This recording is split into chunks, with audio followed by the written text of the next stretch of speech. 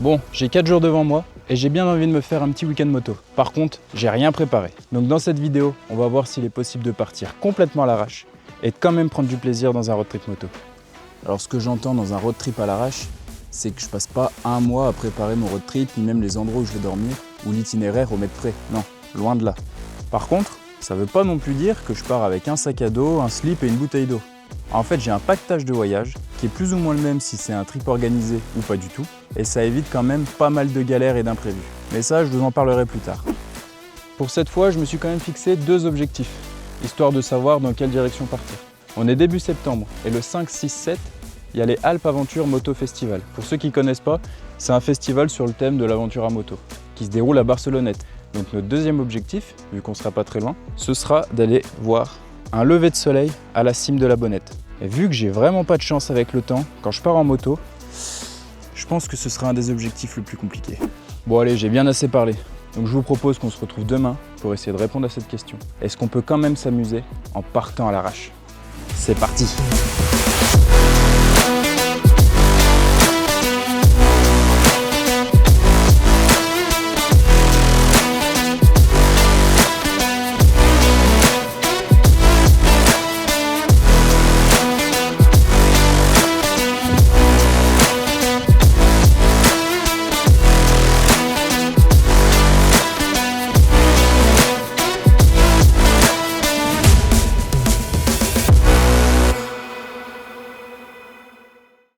Ça y est, je suis en route.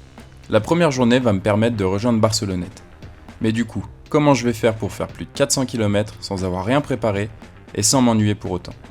Eh bah c'est tout simple, j'utilise l'application Calimoto. Pour ça, l'application est plutôt bien faite. Je rentre mon point de départ ainsi que mon point d'arrivée.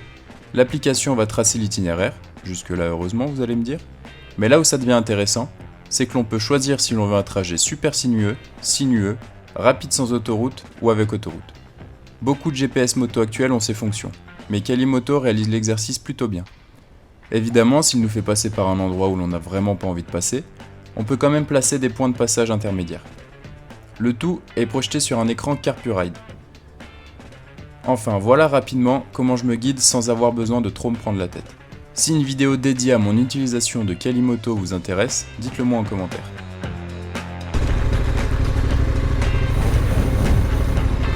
Bon, j'ai trouvé un petit chemin vers le lac là où je vais peut-être pouvoir passer la nuit. Ah là, ça fait 400 bornes que je roule, j'ai pas fait beaucoup de pauses. Bah déjà, rien que là, c'est déjà sympa.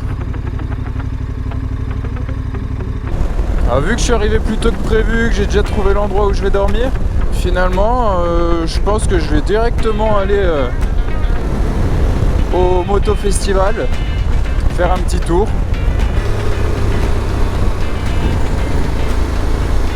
Oh, c'est vrai que c'est joli là.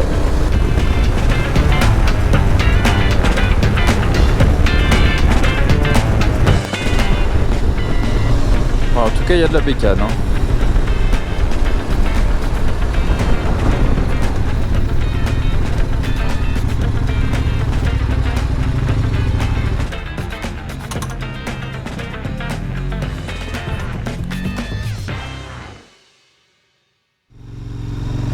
Ah oui, au fait, changement de programme.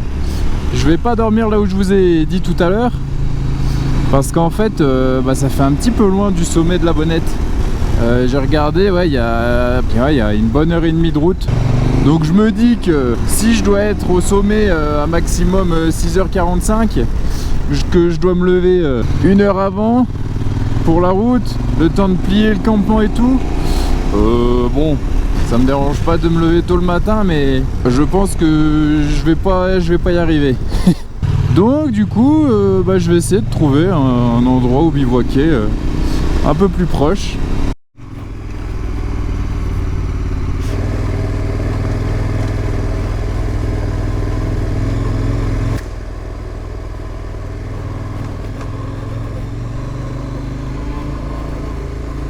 C'est ça que j'aime quand je pars sans avoir rien réservé. Tu peux changer de plan à la dernière minute et donc faire tout ce qui te passe par la tête sans jamais être bridé par un horaire. Alors oui, des fois ça demande un peu de recherche pour trouver le spot qu'on a en tête. Tu vois un chemin, tu t'engages, puis un torrent. Alors tu réfléchis. J'y vais pas. fatigue, froid, mouillé, granola. Autant de mots qui résonnent dans ma tête et me rappellent qu'être raisonnable n'est parfois pas une mauvaise idée quand on part seul. Alors demi-tour jusqu'au prochain chemin pour finalement trouver LE spot qu'on avait en tête.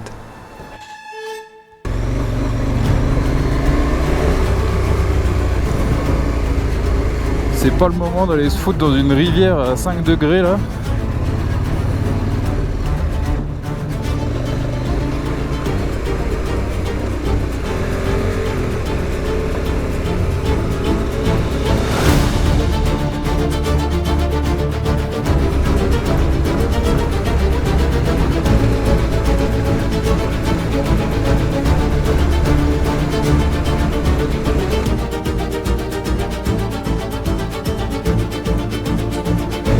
Là ça tape. Normalement je les ai bien attachés. Si je perds mes granolas, ouais, je suis deg.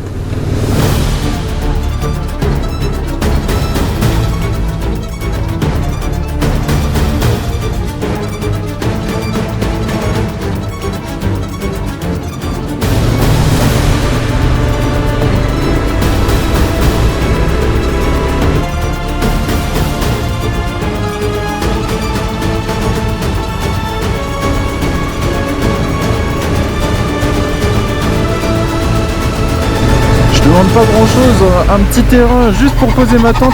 Oh c'est joli. Oh c'est joli.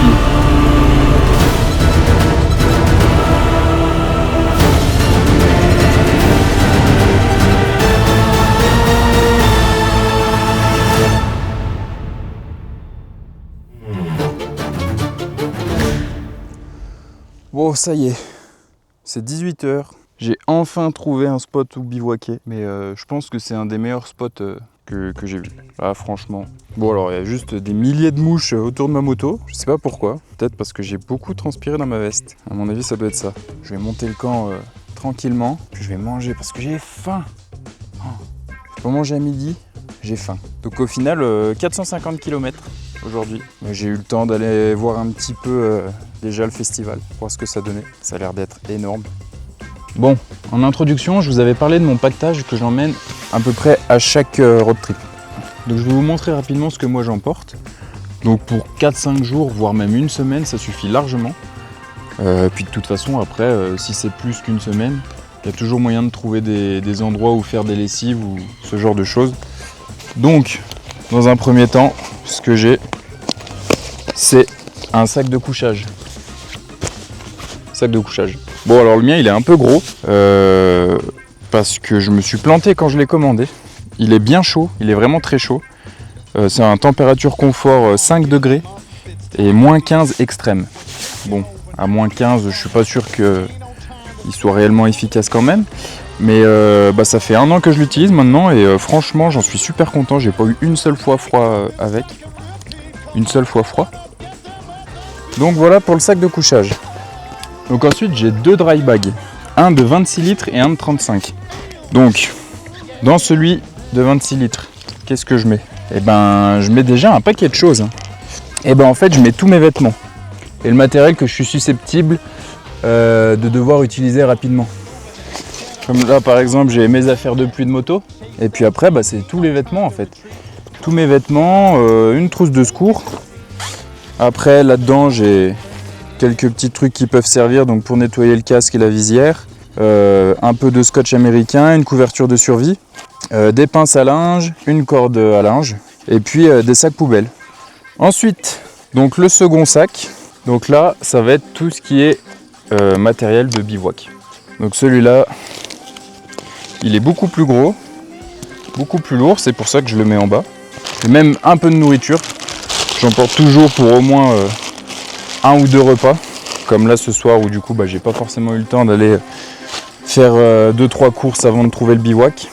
Une tente, un matelas gonflable, réchaud avec une bouteille de gaz, une petite chaise, une popote, des lampes comme ça pour la tente, une frontale, des serviettes au cas où, un kit de réparation de pneus, un mini compresseur sur batterie, un mini booster, un oreiller gonflable et puis sinon voilà avec quoi je voyage en gros pour n'importe quel road trip que je fais. Dites-moi si ça vous intéresse que je fasse une vidéo réellement détaillée avec tous les produits que j'utilise, les références, le prix, tout ça. Bon, ça y est, j'ai mangé, j'ai fait quelques petites vidéos en drone. Là, le soleil est complètement couché. Il commence à faire bien noir et bien froid. Donc moi, je vais vite aller me coucher. Parce que demain matin, je me lève tôt. Faut que je sois au sommet de la Bonnette à 6h45. J'ai une demi-heure de route, une demi-heure pour piller le camp. Ça va piquer un petit peu. Allez, à demain.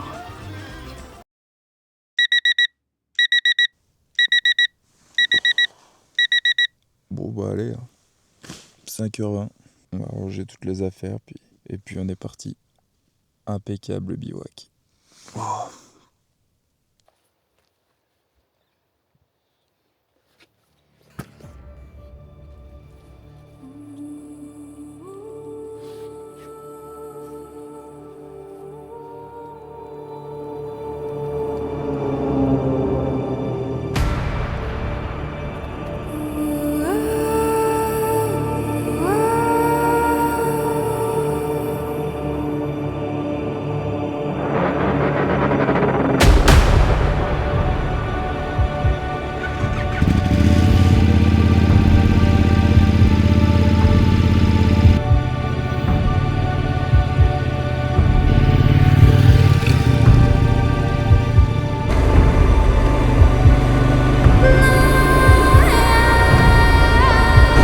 « 6h15, j'ai une bonne demi-heure pour monter jusqu'au sommet de la Bonnette, ça devrait le faire.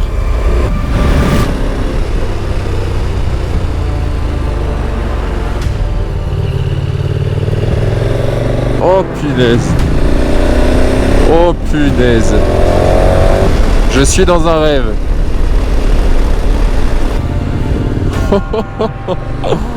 Oh là là, je sais pas si vous allez voir sur les caméras, mais moi avec les yeux c'est un truc de dingue.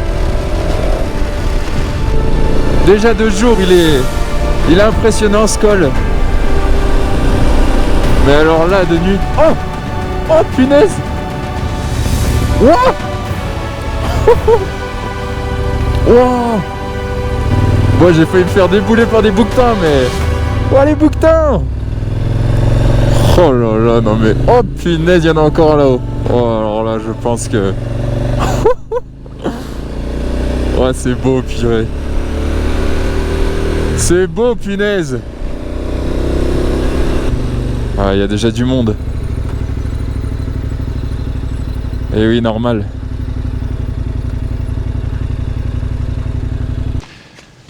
Bon. Visiblement, je suis pas le seul à avoir eu cette idée. En même temps, vu comment c'est impressionnant, c'est pas étonnant. Il y a un petit peu de marche quand même. Jusque là-haut. J'espère que je vais arriver à temps. Je suis pas sûr. Je donne tout ce que j'ai.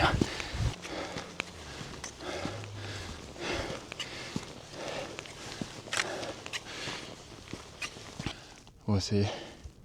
Je suis arrivé tout en haut. Et je pense que ça vaut un petit peu le coup quand même.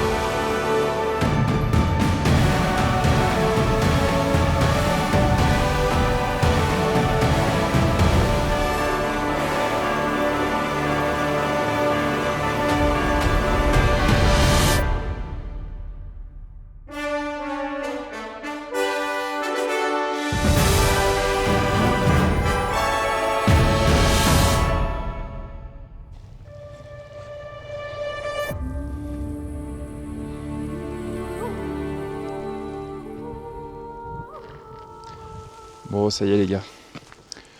Objectif numéro 2 réussi. Lever de soleil au col de la Bonnette.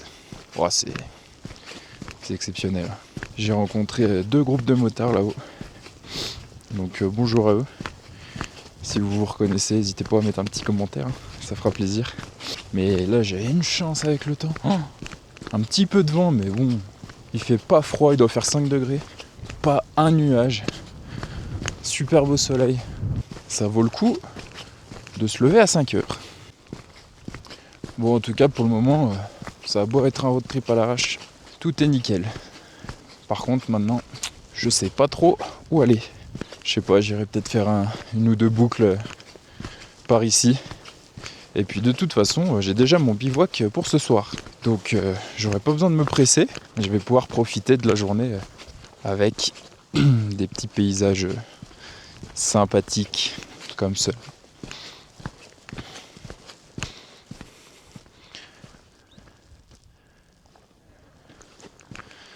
Ouais, je sais. C'est un petit peu joli quand même. Après ces belles images, la partie 1 de ce road trip à l'arrache est terminée. Un grand merci à Paul et Joy pour ce moment au sommet de la Bonnette et pour les plans drone. Ils font partie de la TDR Corporation, un groupe de potes passionnés de bécane. Tous leurs réseaux sont en description. Quant à moi, je vous dis à très bientôt pour la partie 2 qui risque d'être tout aussi intense.